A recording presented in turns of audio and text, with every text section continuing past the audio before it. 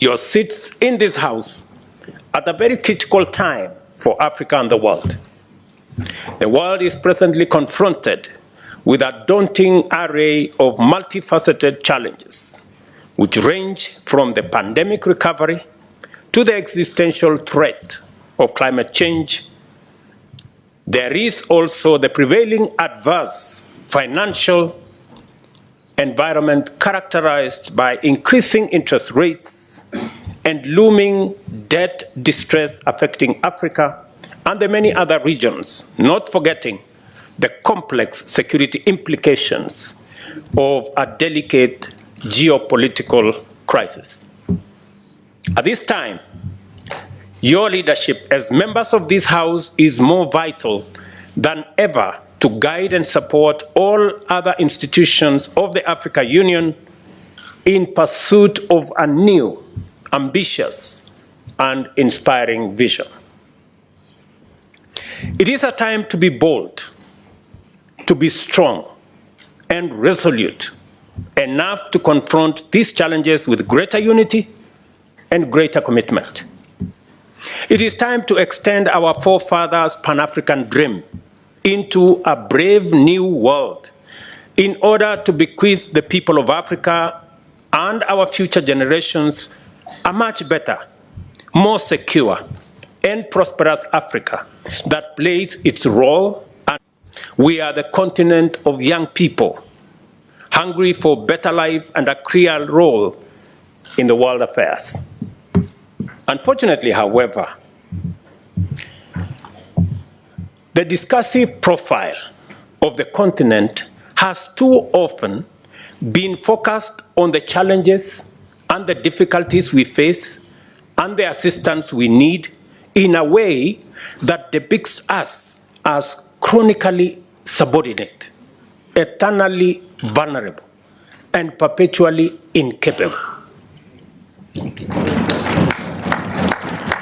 As a consequence, an emerging psychology of victimhood implicates both African and global leadership in a politics of pity and helplessness.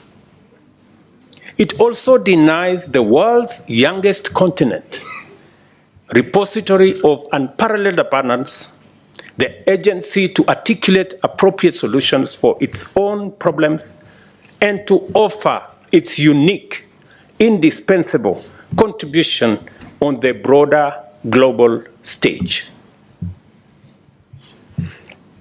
I am persuaded that our generation of African leaders has the historic mandate to retire this unhelpful profile and in its place articulate a more accurate and compelling portrait of Africa that is both faithful to fact, yet also developmentally inspirational. Through this fundamental shift, we have the opportunity to empower and mobilize our people to drive transformation, attract investment, and inspire partnerships and collaborations across the world. I see a tremendously decisive role for yourselves as members of the Pan-African Parliament, since you represent the voices of Africans on all issues pertaining to every sphere and sector of individual and collective endeavor. Please don't let us down.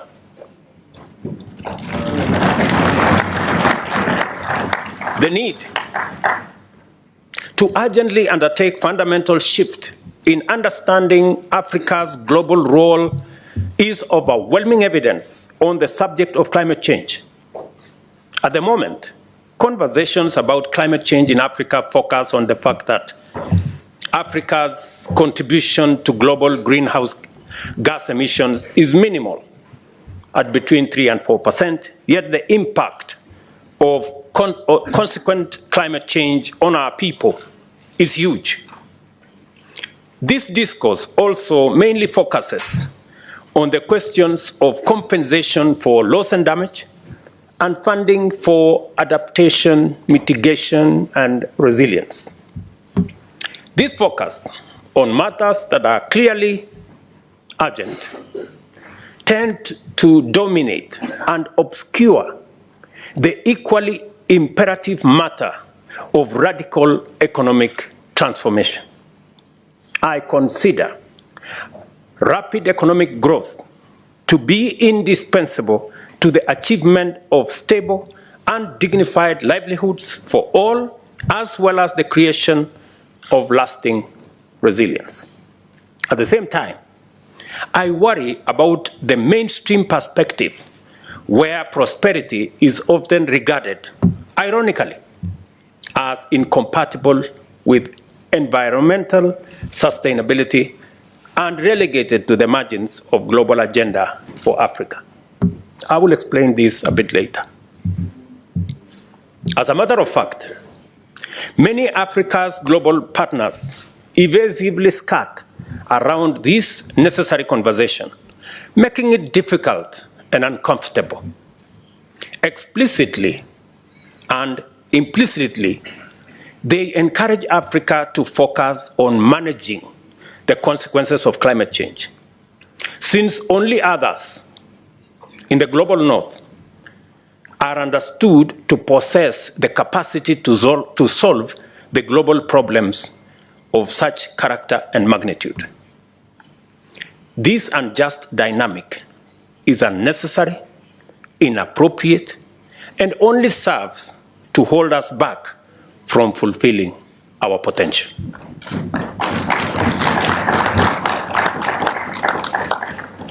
Good people, let me ask you, who said that Africa cannot be part of the solution? That when Africa is being discussed, it's only being discussed in the context of the problems.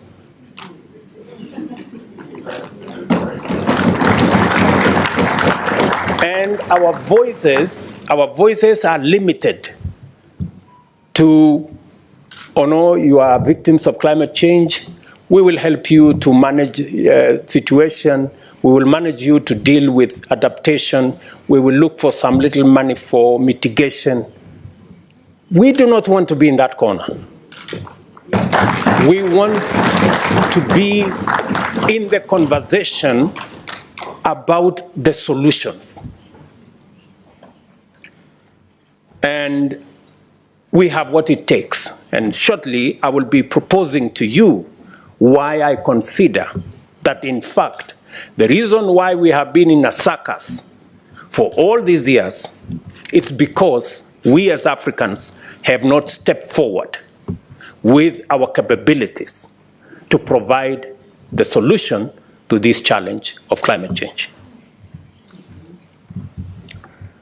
As the chair of the Committee of African Heads of State and Governments on Climate Change, I fully associate myself with the consensus that has evolved among Africa's leaders who have refused to be tethered to this unsatisfactory ideology. Instead, we have been pushing a fresh, affirmative, and solution-oriented perspective. And I have come here today to ask you to join us in executing this change of course, articulating a fundamentally Pan-African principle and amplifying new ethos that summons the world to live, produce, and consume in harmony with nature that will be spearheaded by Africa.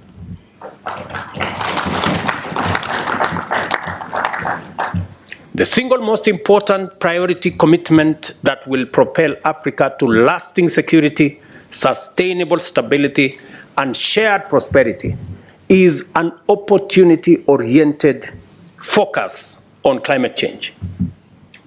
Our continent's abundant wealth of natural resources, immense endowments of untapped green renewable energy, our youthful demographic profile, and our increasingly enlarging market precisely constitute the fundamental elements required to mitigate and then reverse climate change while driving a new green industrial revolution. Africa's untapped renewable energy, let me give you some numbers. Africa's untapped renewable energy potential is more than 50 times the world's cumulative demand by 2030. The continent's untapped solar, wind, and geothermal potential is rated as super abundant in most African countries, meaning the potential is over 1,000 times the current demand. Yet, nearly 600 million Africans lack access to electricity, while another 150 million have highly unreliable access, and a whopping 900 million Africans have no access to clean cooking energy. Just imagine the paradox that we are in the middle of plenty while living in scarcity. The primary cause of Africa's minimal investment in exploiting its abundant green energy potential is the lack of energy-intense anchor demand. Such demand would make investment in additional energy generation capacity bankable and render universal energy access possible. Scientists tell us that achieving the net zero emissions by 2050 is imperative to sustain human civilization. Failure to reach this target will lead to devastating and irreversible impacts on ecosystems, weather patterns, and sea levels. At present rates, it will be extremely difficult, if not altogether impossible, for the world's industrial nations and fast-growing emerging economies to achieve net zero goals on time. The only way for the world to achieve this net zero aspiration by 2050 is for countries which presently have net negative emissions, as we do in most of Africa. And I really want you to listen to me on this point, because this is the turning point. The only way for the world to achieve the net zero aspiration by 2050 is for countries which presently have net negative emissions, as we do in most of Africa, to make up for those on course to missing the 2050 goal. The implication of this scenario is that African countries are uniquely positioned to limit own emissions and at the same time contribute reductions everywhere. We are not only in a position that we can limit our own emissions, but we can assist others. We can contribute to the reduction by others. The opportunity, therefore, exists to provide energy access for all Africans by 2030, while reducing total emissions from energy generation by creating green industrial capacity in Africa, thus positioning the continent to support the global net zero ambition. The clearest path is to relocate global industrial production capacity to Africa and therefore meet Africa's as well as world's growing demand for goods and services.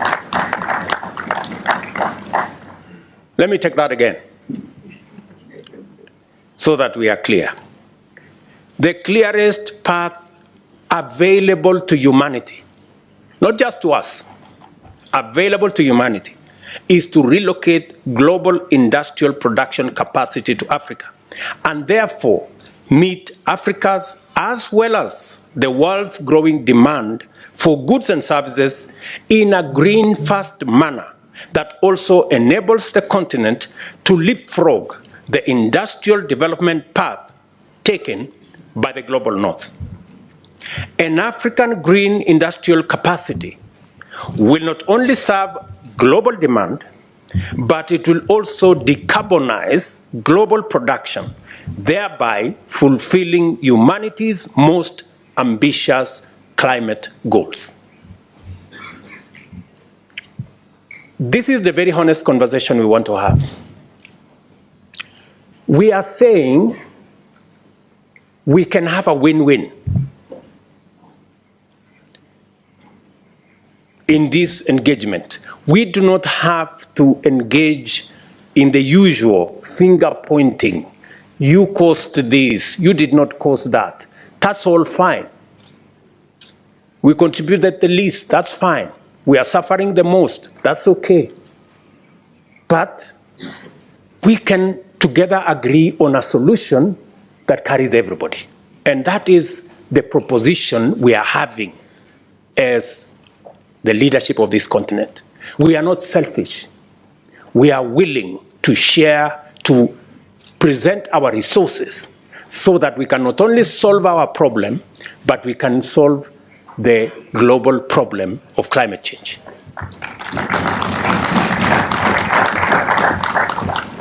Let me tell you more. For the first time in history, low or no emission production processes for products like steel, fertilizer, and hydrogen are technically feasible and economically efficient, thanks to Africa's abundant renewable energy potential. Moreover, primary processes of essential ores present a major opportunity for Africa to effectively balance its energy and climate ambition. Africa has 30 to 40% of the world's minerals, including those on which the green energy transition depends. The availability of these significant deposits makes a compelling case for Africa to be a global hub for manufacturing. For example, the simple decision to process the 80 million tons of iron ore annually exported by Africa to Europe and China, and to process steel from plants close to mines in Africa averts the emission of nearly 7 million tons of carbon dioxide equivalent in just 1 year. Processing over 110 million tons of bauxite exported annually from Africa to Europe and Asia at aluminum factories near the mines using renewable energy can also avoid between 1.3 and 1.5 gigatons of carbon dioxide every year, which is 3% of all global house gas emissions. What am I saying? I am saying instead of exporting the iron ores and the bauxite to be processed in Europe and China, if the decision was reversed so that we still get the same steel, but this time round, it is processed in Africa, you don't have to transport the ores. Use the renewable energy in Africa instead of the fossil fuel and carbon energy in Europe. It is a simple decision. We will still get the steel for everybody, but let's change the paradigm. Instead of transporting iron ore and engaging in huge footprints of carbon, let us process the iron ores and the bauxite in Africa. And we are willing, once it is processed in Africa, we will sell the steel to our friends. We will do two things. We will have created jobs in our continent. We will have done green for everybody, green industrialization for everybody. We will have reduced emissions for everybody. and we will have contributed to solving this big equation of carbon emissions. It is as simple as that. It is just as simple as that. You don't need any rocket science to, it is just as simple as it gets. Let me give you an example from Kenya. Kenya is a perfect case in point. Our comparatively small national grid is about 3 gigawatts, but consists of 92% renewable energy. We aspire to make our grid 100% renewable by 2030, in the next 8 years, while executing a quantum leap in grid size to 100 gigawatts and 100% renewable by 2040. The small grid size and relatively high energy cost, production cost that is in the past made it hard to attract energy-intense industry to Kenya.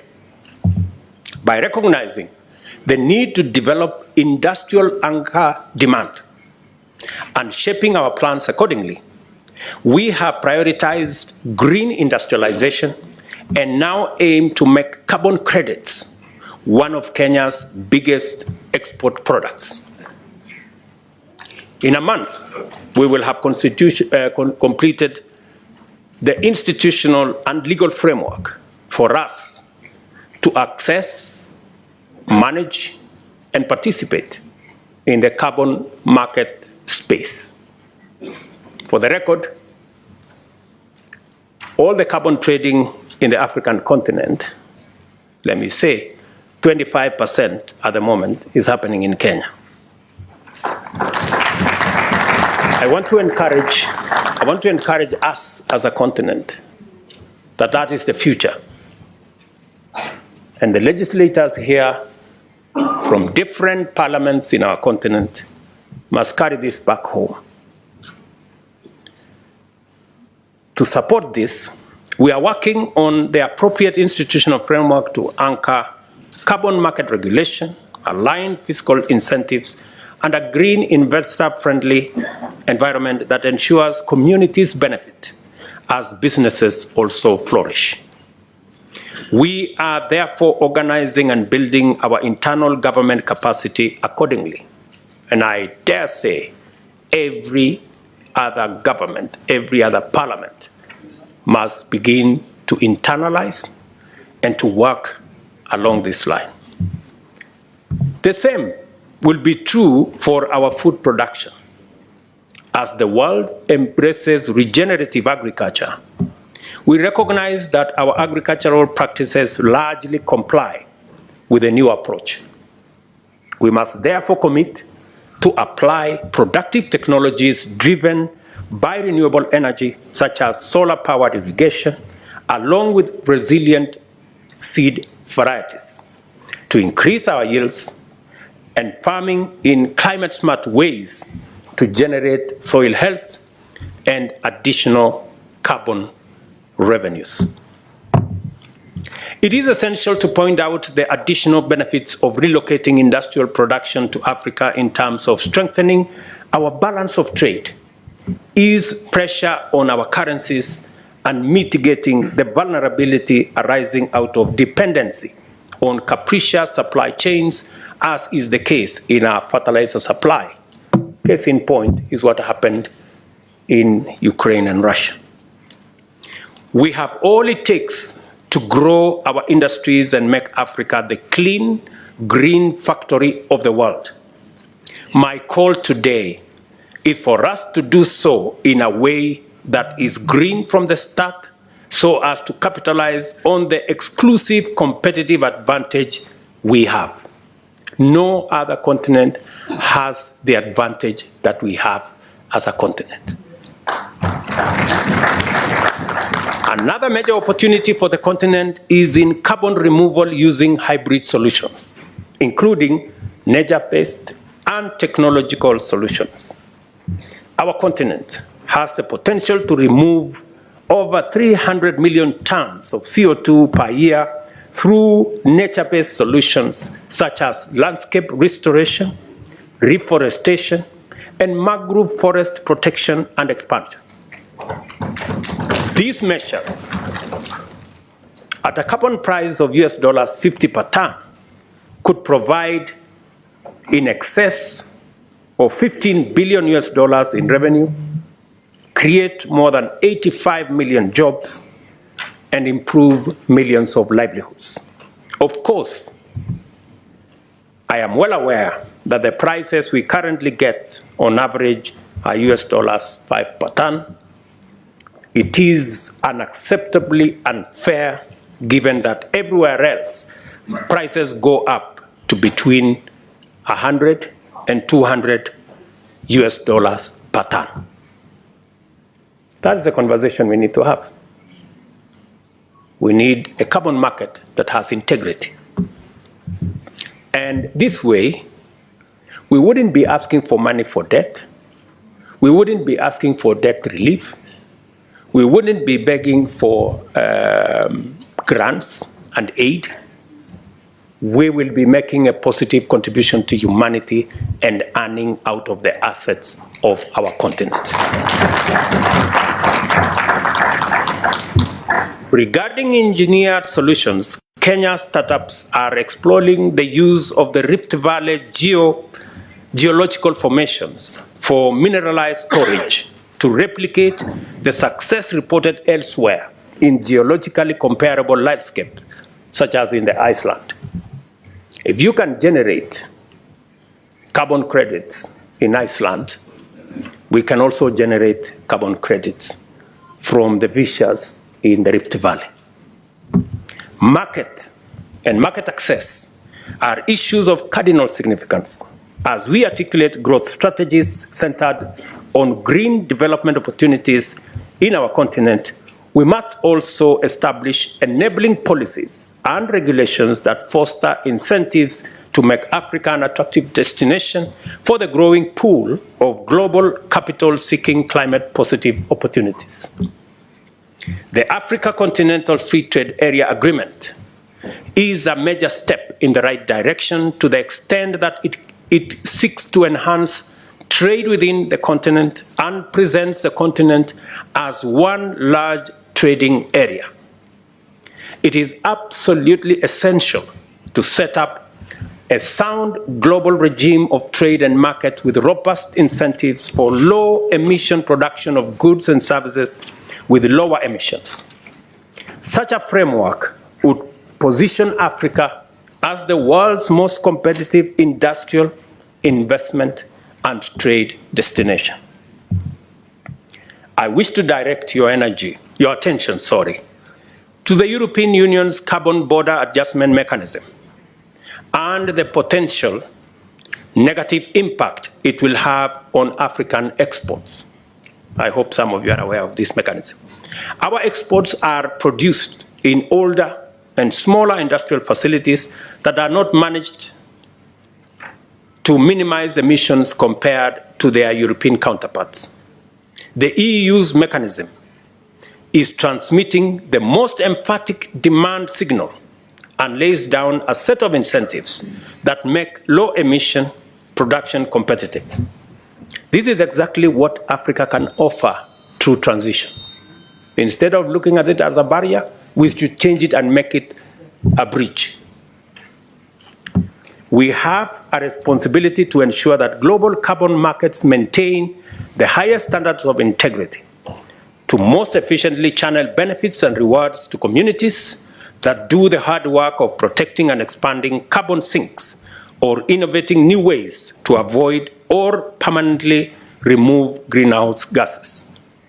Our international partners must provide market access and make the right kind of capital available to invest in our potential.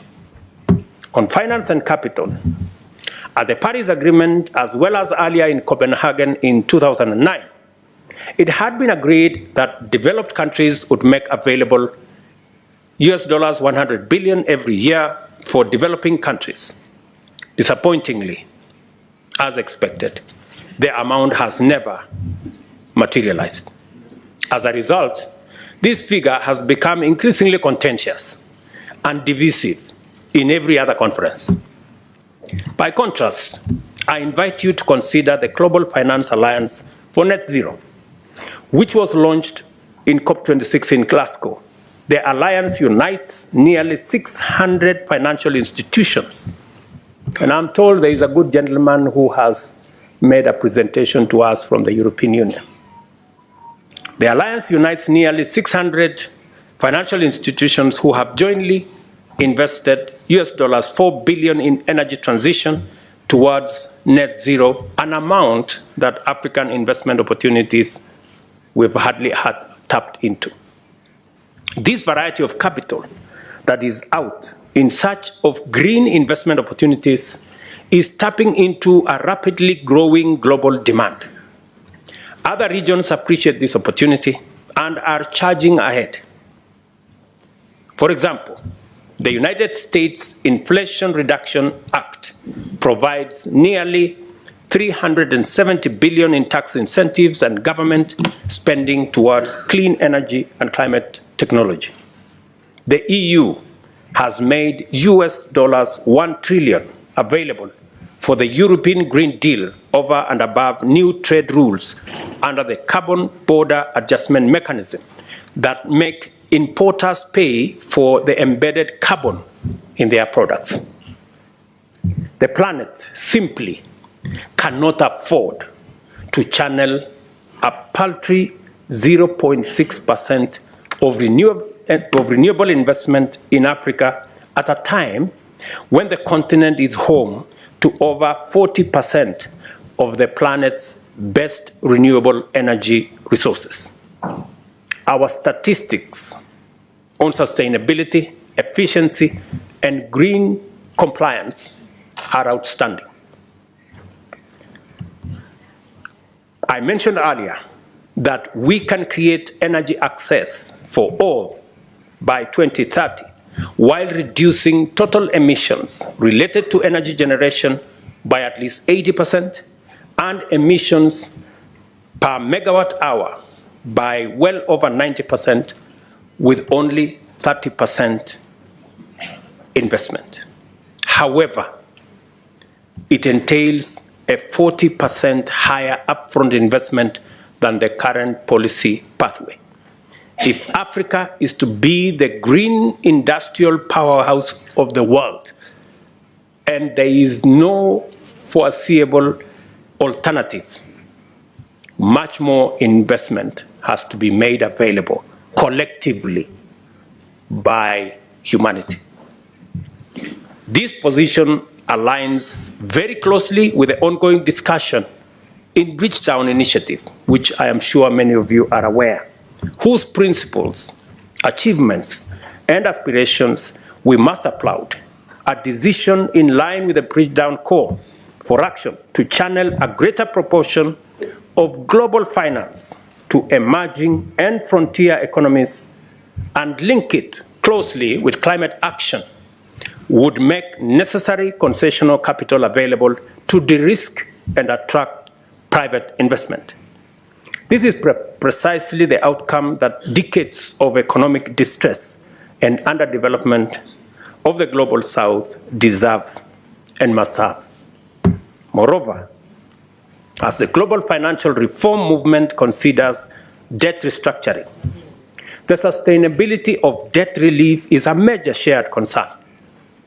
Many of the countries in debt distress benefited from debt relief according to the highly indebted poor countries in the 90s. It is clear, therefore, that debt relief did not automatically usher in significant economic growth.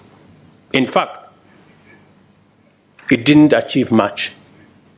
To liberate economies from this vicious circle, positive growth that is sensitive to climate and biodiversity agenda is needed.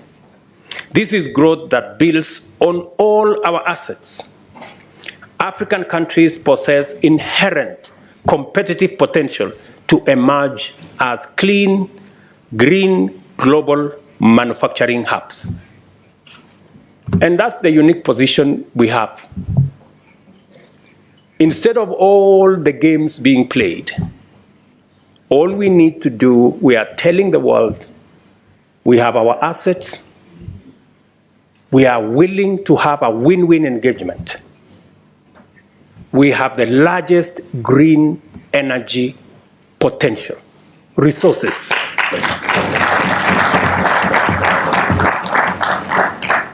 The world has no choice. We cannot continue the fossil fuel-fired industrialization. It has to change. All we are saying is we are coming with our assets, come with investment and technology, we meet halfway, and everybody wins.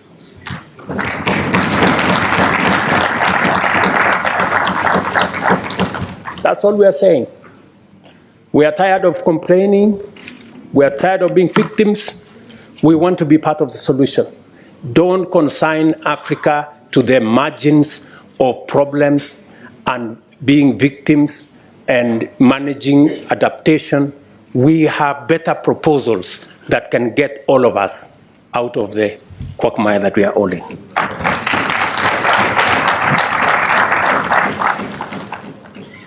A critical growth opportunity that can be the starting point for our intentional efforts in pursuit of our aspiration is fiscal space arising from both debt restructuring and blended capital, combined with economic growth that increases tax revenues and positions African countries to invest more in adaptation and resilience.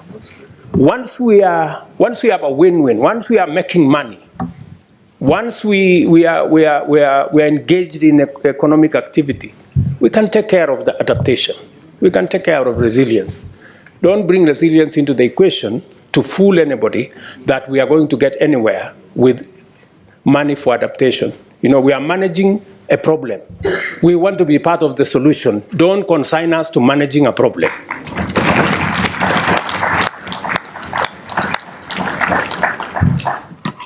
I submit to you, in this esteemed assembly, my good friends, that by taking these measures with a degree of both urgency and resolve, Africa's leaders can energize our economies and inspire the people with a new vision centered on investment and growth, which is in harmony with our planet. In doing so, our generation will have discharged a tremendous historic developmental mandate while realizing our common global ambition to arrest and ultimately reverse climate change. We will also make it possible for our economies to meet the needs and fulfill the hopes of a young workforce, which grows at an annual rate of about 30 million young people in our continent, requiring us to generate millions of decent jobs every year.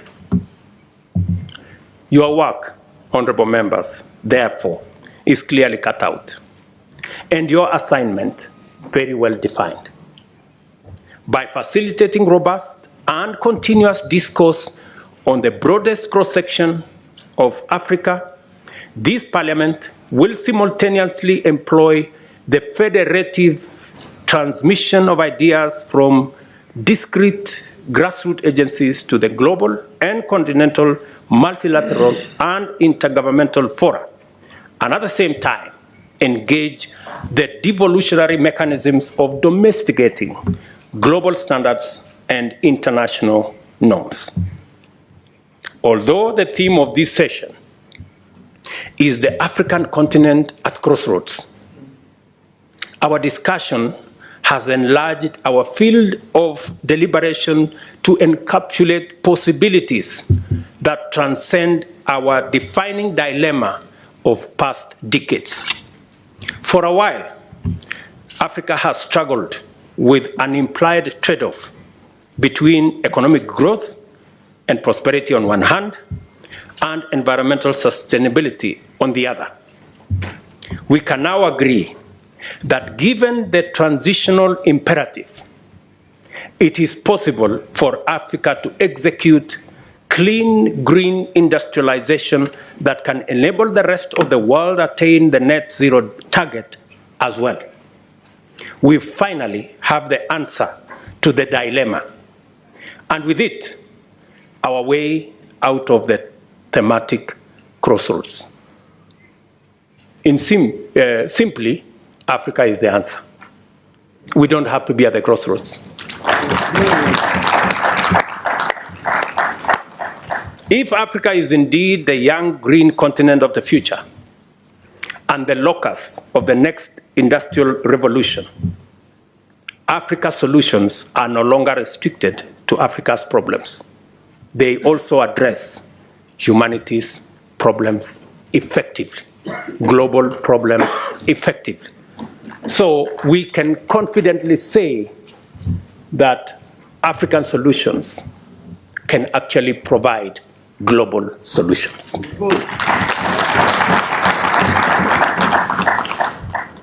Aspirations often come with a problem of implementation. The concept paper contains a statement that I approved unreservedly. A sound policy framework should begin with formulation and end with implementation. But worldwide policy development is frequently prioritized without regard for performance. Our development partners tend to focus more on providing resources for policy development rather than implementing the policies. This situation has resulted in heaps of policy documents gathering clouds of dust on the shelves of government offices. As legislators, you are mandated not only to formulate law and policy, but also to rigorously oversee their implementation. To ensure that the African Union performs at the level of its aspirations, it will be necessary for you, as legislators, representatives, and overseers, to make sure that it empowers itself with sufficient capacity. Otherwise, African solutions, Agenda 2063, the African Continental Free Trade Area, and the young, clean, green continent of the future will remain a mere pipe dream. I want to persuade you.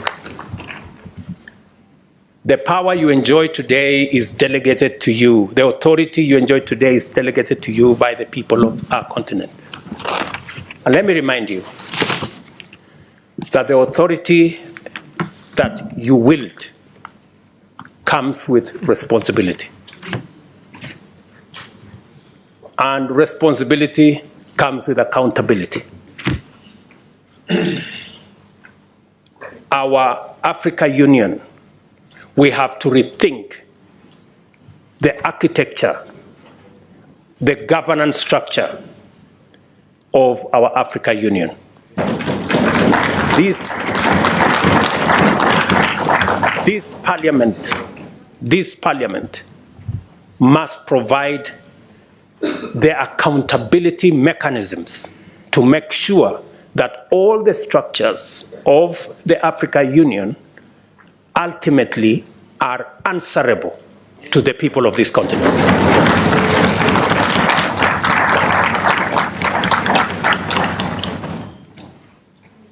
It is completely against the principles of accountability to have an impotent parliament.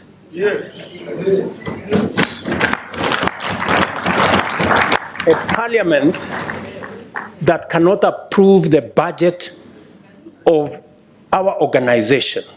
A parliament that cannot hold to account the executives in our administration is not the kind of parliament the people of Africa envisaged. Is not the kind of parliament our forefathers envisaged when constituting our union. Let me also say the following, that as nations,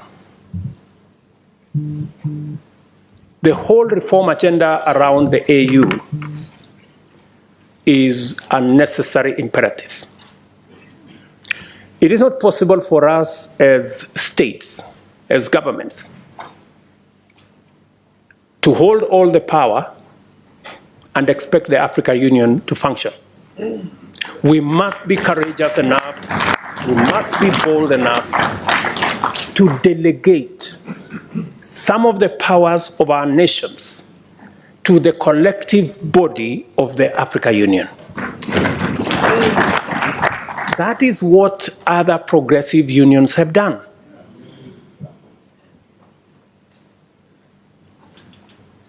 It is not possible for us to continue to engage with the rest of the world the way we are doing. The budget of African Union, to a good extent, is funded by development partners. What does it say about our ability to make our own decisions? It is said, he who pays the piper calls the tune.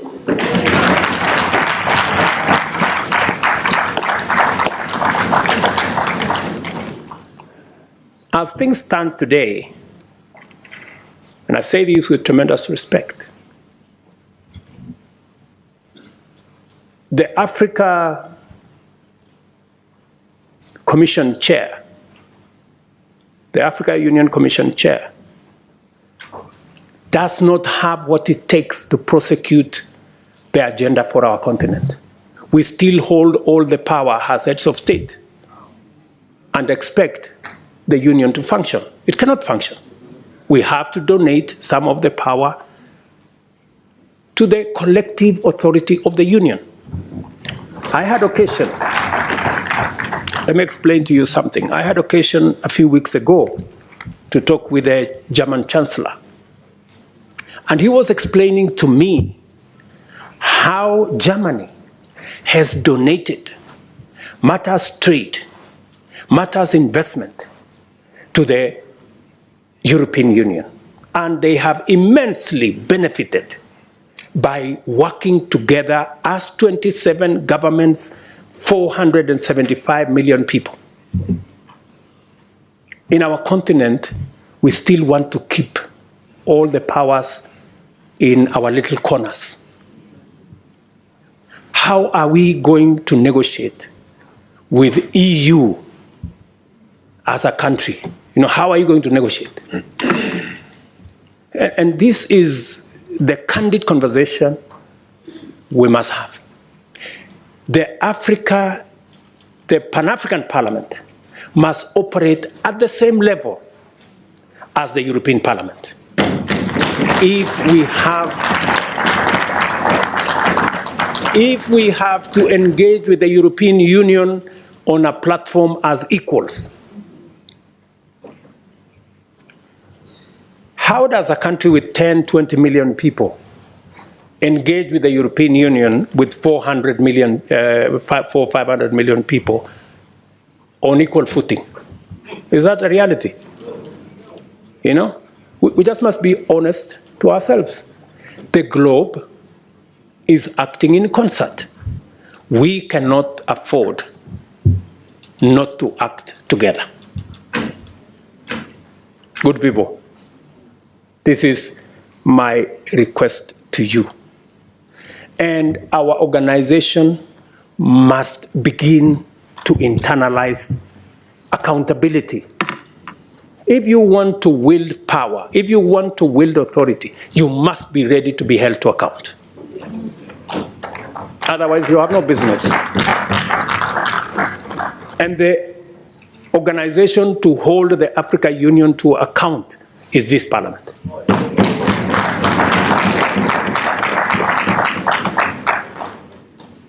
So what am I saying? For example, let me give you another example. We have been to US Africa. We have been to some other engagement with other countries. Now we have been invited for Russia-Africa summit. We have made a decision, very respectfully as heads of state in Africa, that any engagement with other partners must be an engagement of equals. And for it to be meaningful,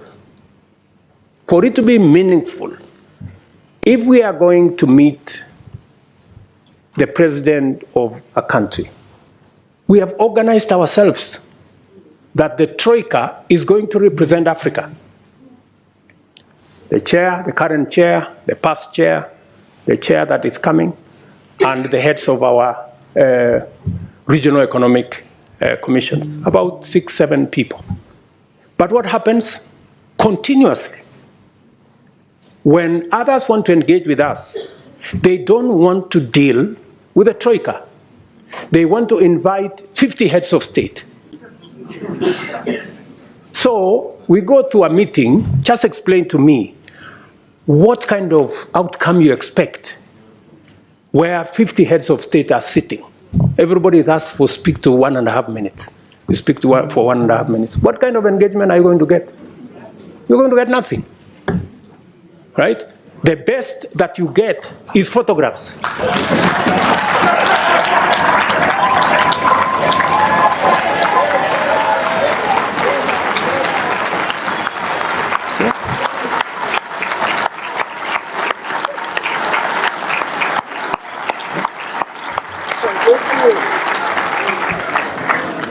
That's it.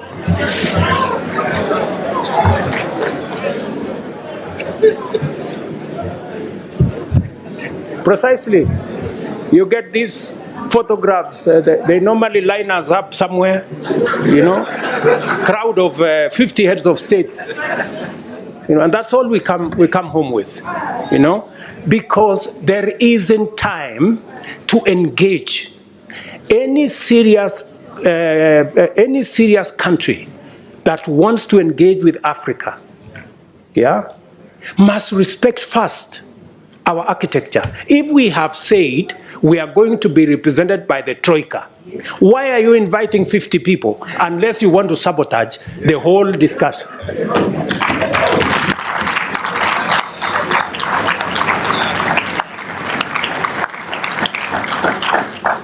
And if you can't respect our own rules, it is a sign of lack of goodwill.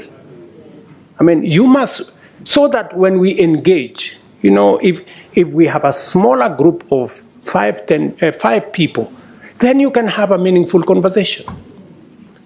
And we can have a meeting of equals. But here you are, you represent 200-300 million people. You have a guy here who represents 10 people. You have another guy who represents 10 million people. Then that conversation becomes, and some of the time, you know, the most unfortunate thing is that some of the people who invite us to these meetings tell us, if you don't come, there will be consequences. So, all of us are forced to go to a meeting that has no meaningful outcome because of blackmail. This is not right, good people. You know, this is not okay. You know? So, I have written to my brother who was here the other day that this time round, any other invitation, it must respect the rules of our continent. We have said any meaningful engagement, anybody who wants us to take them seriously, they must first respect our architecture. If they want a fruitful engagement, they should engage our continent in a manner that we can effectively represent our people and we can effectively discharge our mandate and articulate our issues.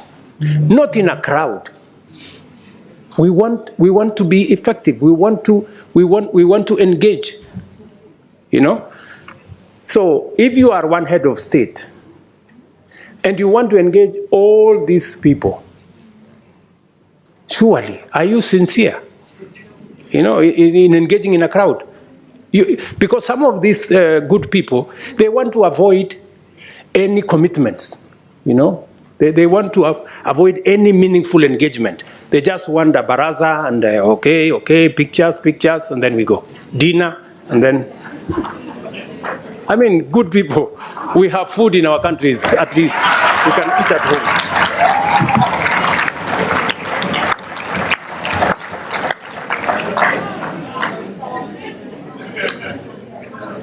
The Africa Union reform agenda must therefore become a priority this session.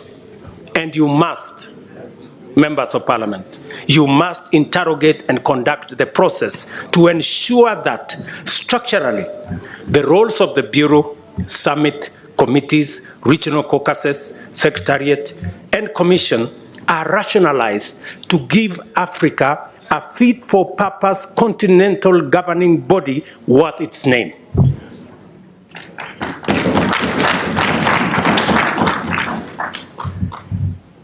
To do so, this Honorable Assembly must urgently review the funding arrangements to ensure that Africa Union budgets are financed primarily by members and secondarily by external partners. In turn, this will require a mechanism where Africa Union member states are up to date with their contributions with regard to all our commitments. As matters stand, our most core mandates depend on the goodwill of development partners. Just imagine, including critical peace and security matters, that our own peace and security fund is funded by development partners more than is funded by us as heads of state and countries. Good people, this needs to change. Africa solutions must look like solutions. And in principle, they ought to emanate from us. How do we say we are providing African solutions if it is funded by development partners? It's a fallacy. It means we have no capacity to provide Africa solutions if it is being funded by others. A case in point, we have a situation in Sudan. The generals in Sudan are bombing everything. They are bombing roads, they are bombing bridges, they are bombing hospitals, they are destroying airports, using military hardware bought by African money. Just imagine. We need to tell those generals to stop the nonsense. Yeah.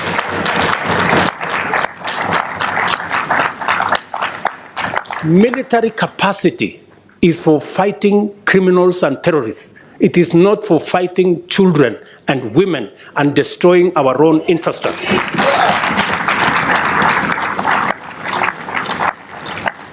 But as it is, we have no capacity to stop this nonsense in our own continent because our own peace and security fund is funded by others. We have a problem. But I'm telling you, we are going to correct this problem. It is us to do it.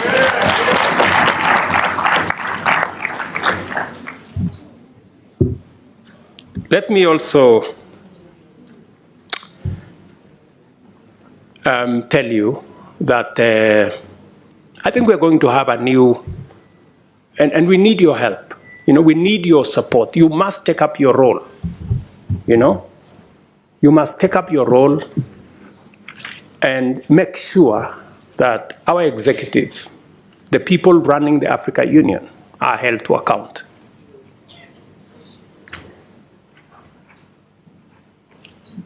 With this vision in mind, I sought and was privileged to receive the approval of the African Heads of State and Government Summit to have the honor of hosting the Africa Climate Summit in Nairobi this year in September.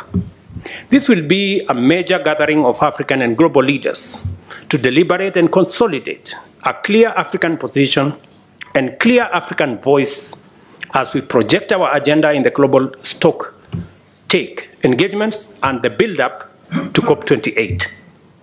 The summit also provides an opportunity to highlight and forge consensus on the modalities of unlocking Africa's vast potential to positively impact the climate agenda and rally the world to tap into the numerous opportunities that Africa presents towards global net zero.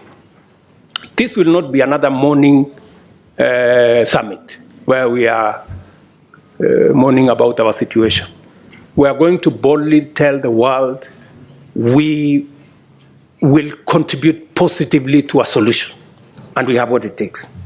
I invite you all to Nairobi to join us at that summit and to take part in that broader journey and vision for Africa to hold meaningful discussions with global partners. I have told you, Africa heads of state and governments have resolved that partnership summits by external parties shall be reviewed with a view to providing an effective framework for African Union partnerships. And we are going to work together in that manner. Another proposition I want to make to you is the United Nations. This is an important forum for transacting global affairs in diplomacy, peace, security, and trade, among others. But Africa, a continent of 1.2 billion people and a GDP of close to $2 trillion,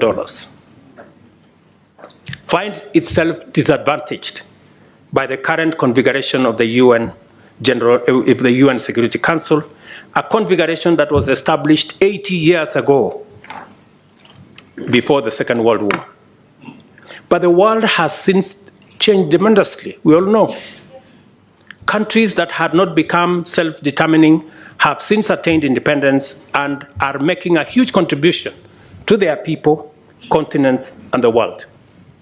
It is therefore time to reform the UN Security Council and change it from an exclusive club of 5 permanent members to a more representative global council that works for the interests of the whole world.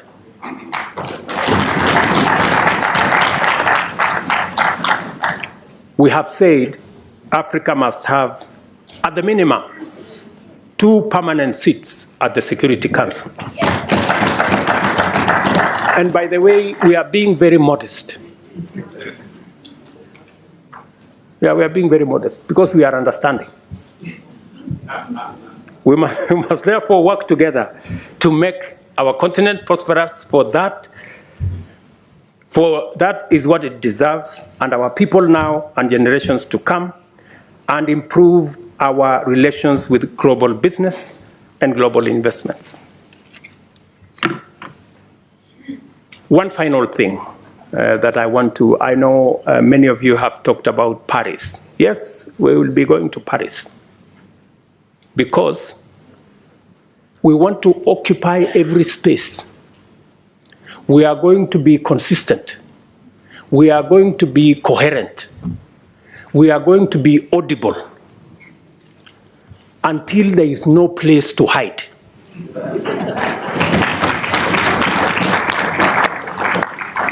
Yeah? Until the conferences are stopped. Otherwise, we will make them noisy, we will make them messy, and there will be consequences. If we are not heard, we are refusing to stay on the margins anymore. Yeah? We want to be at the table. Because we are told the risk of not being at the table is that you could be in the menu.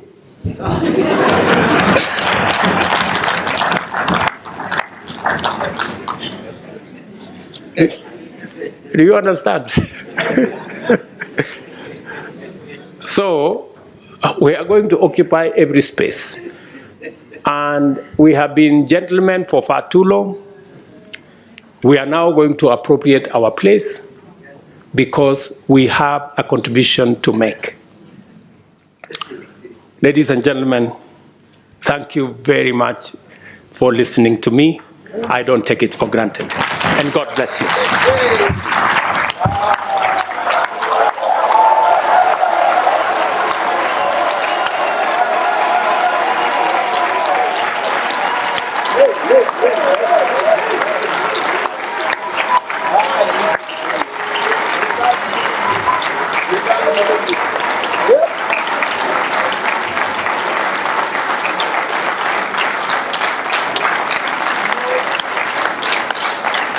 Thank you.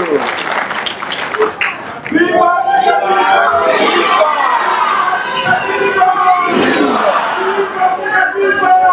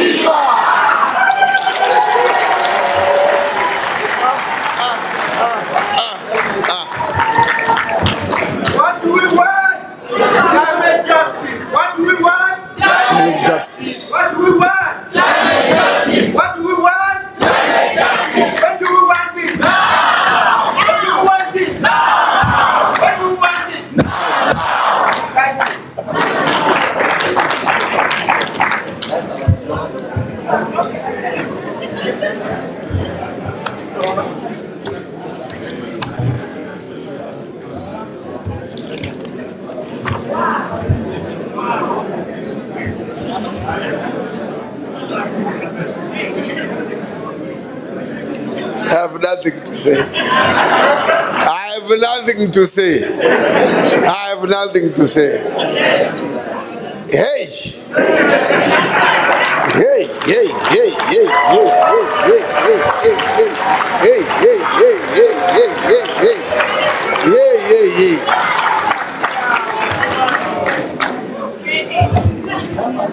Your Excellency, Your Excellency, I am standing here saying, what can I say? Nothing but to just thank you, nothing more. Just thank you. Hey. Yeah. Yeah. At one point, I could see 80% seated and wondering, looking at you like this, wondering whether this is coming from a president of this continent. People have always wanted to hear what you say, but they don't hear it. You know, you spoke as if you were this side, not this side. Look, look, look, look. You have propelled Africa to another higher level. I tell you. We now have gained the confidence in our leadership on this continent. We really have confidence. We now have hope. And those that are aspiring, because this parliament has produced, as we said yesterday, a number of heads of state from this parliament. The current president of Seychelles was here 2 years ago. The current president of Namibia was a member of this parliament. Former President Mahama of Ghana was a member of this parliament. Former President of Mali, Keita, was a member of this parliament. Who else? So, now today, Niger president, Niger, Bazoum, Honorable Bazoum, he used to sit over there, that side. Bazoum, former member of this parliament. But I want to say, if there are others among you who are also aspiring, I think twice. It is no longer the presidents of yesterday. Things have changed. Look, we now want this caliber.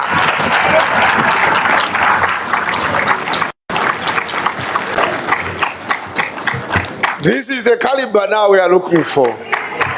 So you may have to withdraw your candidature. Anyway, if you listened properly, and all of you listened, this can be a speech, a talk, but in my language of academic life, this is not a speech. It is a treatise which lives forever. Treatise.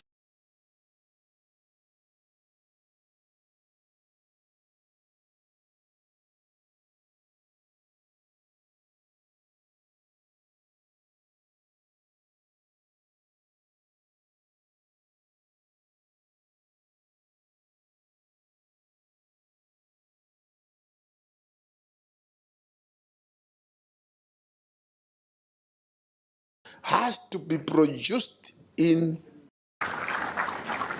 and I am serious, we have to do it and share it with all the members and all the participants, because this is a treatise. You know, a treatise is written for the next centuries. So we want everybody to have a copy in their home and share with their own children and share with the parliamentarians up there in our national parliaments. Make them read this. That's the only way Africa can improve. But you want also to agree with me on something. My own capacity to identify quality, competent leaders.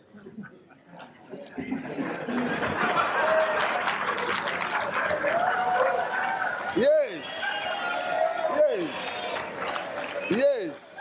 And want to thank the people of Kenya. I want to thank the people of Kenya. I thank you for giving us this gift.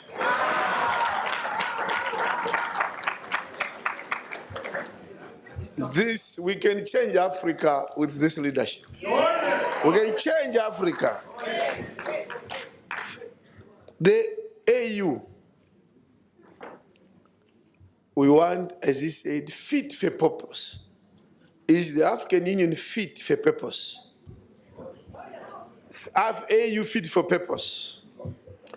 Now, he's our champion on the climate, but we want to make him double champion. Oh, yes. Double champion, also champion for Pan-African Parliament. But we want to make him double. He said, do not consign Africa to managing problems.